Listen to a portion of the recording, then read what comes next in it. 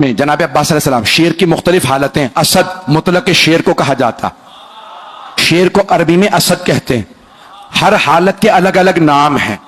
زرغام کہتے ہیں جو چیر پھاڑ کرنے والا شیر ہو، زیغم کہتے ہیں جو دوڑتا ہوا شیر ہو، حارس کہتے ہیں حفاظت کرتے ہوئے شیر کو، غضنفر کہتے ہیں بڑے اور بوڑھے شیر کو، توجہ، لیس کہتے ہیں غراتے ہوئے شیر کو، غراتا ہوا شیر کہلاتا ہے لیس، لام یہ اور سے، لیس غراتا ہوا شیر، اور حملہ کرتے ہوئے شیر کو کہتے ہیں حیدر، حملہ کرتا ہوا شیر حیدر۔ اور عباس کس شیر کو کہتے ہیں؟ تو میں نے لغت میں دیکھا تو مختلف معنی لکھے تھے، ایک جگہ لکھا ہے انگڑائی لیتے ہوئے شیر کو عباس کہتے ہیں، توجہ، دوسری لغت میں لکھا تھا، فیروز اللغات میں لکھا تھا عباس اس شیر کو کہتے ہیں جس سے شیر فرار کریں۔ اللہ کے شیر نے کہا یہ عباس ہے، بھئی عباس کوئی عام شیر نہیں، شیر خدا کا شیر ہے۔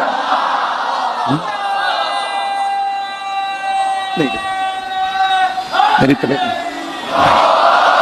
چلتے رہیے گا۔ جناب عباس بہت شجاع، بہت دلیر، اور میں نے کسی مقام پہ پیش کیا تھا، اشارہ کر رہا ہوں صرف، کہ بے انتہا خوبصورت سے جناب علی مرتضیٰ، اور سب سے زیادہ آپ کی آنکھوں کی تعریف کی گئی ہے۔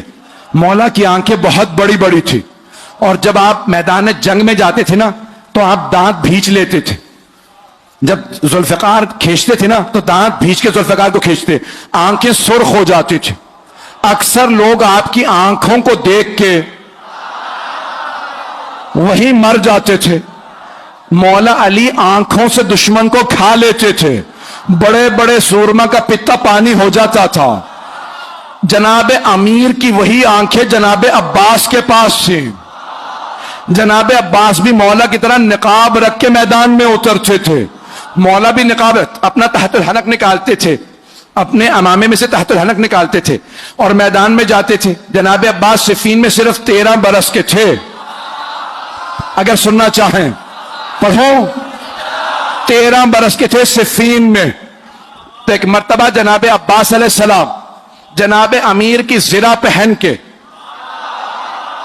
مولا کی سواری پہ سوار ہوئے، مولا کی تلوار لی، میدان میں گئے۔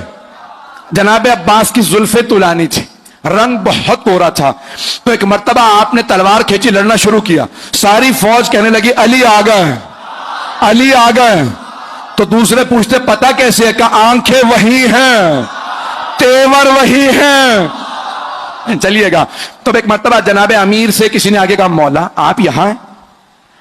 وہاں میدان جنگ میں ہر آدمی نے شور مچا رکھا ہے علی آ گئے، علی آ گئے۔ مولا مسکرائے، کہا لڑنے والے سے کہو علی نے بلایا۔ جناب عباس سے کسی نے کہا آپ کو علی نے بلایا، آپ نے نقاب نہیں اتارا۔ ایک مرتبہ سواری سے اترے، بس مولا کا نام آنا تھا، گھوڑے سے اترے، ہاتھ میں تلوار تھی، خون بہ رہا تھا تلوار سے، چہرے پہ ابھی بھی نقاب تھا۔